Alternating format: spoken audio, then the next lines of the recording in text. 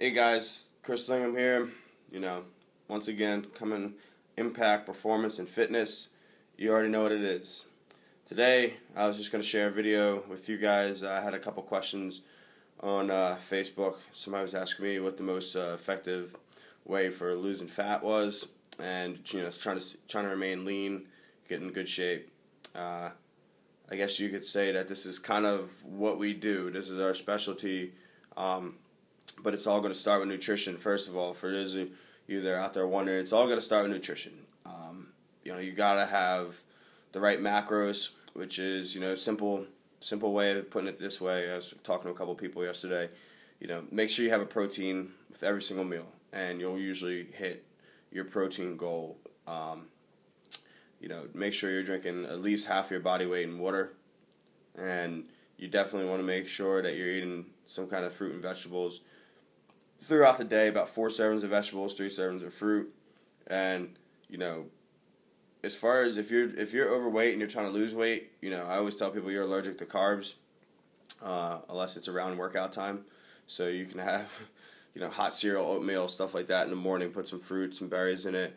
Add some protein powder. Good way to get a nice serving of protein. But you definitely want to make sure that you're eating carbs either before your workout or post-workout. That's when you're going to have the biggest effect on how the carbs are digested and what they do in your body.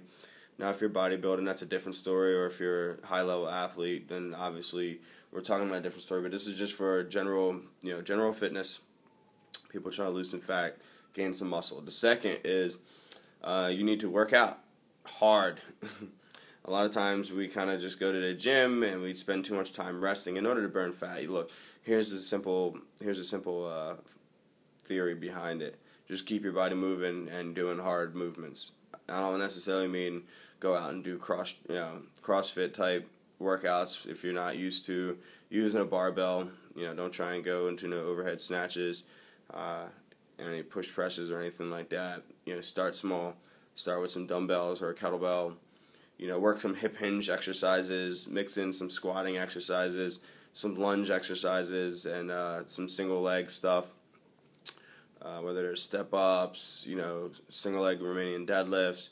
Work the whole body. Get your pushing motions in, right?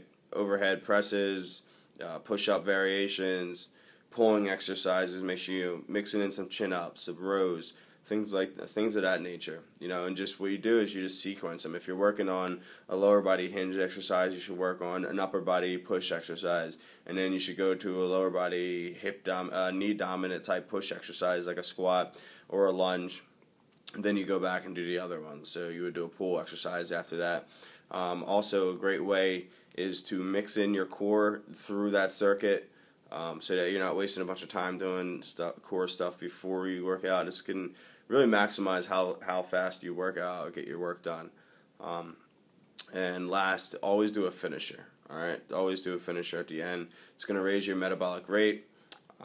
It's going to have you burning calories post-workout. It's going to have you, recovering ATP, glycogen. All those things are going to be more affected by a metabolic disturbance at the end of your workout that is, strictly aimed at burning fat. And the reason why is because if you burn carbohydrates during your workout and you tap out those glycogen stores, your body doesn't have them anymore to use for rest. So your body switches and starts using your fat as, energy source.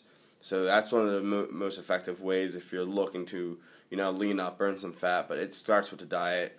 You can work yourself into the ground every single day, but if you're not doing the right things nutrition-wise, you're not going to see the results that you just worked so hard for. So remember, I'm not big on counting calories. If you count your macros and you just make sure you get all your meals in each day and you're not eating a bunch of crap, usually you will stay under that calorie deficit, and you got to work out hard. Go for it. Might as well, right? Don't go. You're not at the gym just to the profile and look good, right? You're there to get something done. So check, do a couple of these exercises like kettlebell swings, some goblet squats, some push presses. You can add some combinations, do some farmer walks. If you got access to a sled, beautiful piece of equipment, do some sled sprints at the end of your workout. You can mix them in with some farmer walks, some sled sprints, and some burpees really easy. Even if you don't have any of that equipment, you can just do burpees, mountain climbers, things like that, things of that nature that will get the job done. But you got to do it for time, and you got to have a little bit of rest. So I recommend like 30 seconds on, 20 seconds off. Go a couple rounds of that and see what you got. All right, deuces. Time to go work out. Time to go see Martin Rooney today speak on becoming a better coach. Today's going to be electric. Yesterday was already amazing. And I'm going to keep coming with some more videos, some more tips, help you guys become successful. And keep on the lookout. Impact Performance is new, triple threat training system. I'm telling you, it's amazing. I've been talking to a lot of the people here about it, and to see their eyes light up, and they're like, oh my God, I never really looked at training at that, in that way. And having that philosophy towards training, I realized that I'm on to something good. So, triple threat training system, it's Impact's new brand, baby. This is what we do. Getting people in shape, getting them ready, improving their movement, burning some fat, building some muscle, you know it.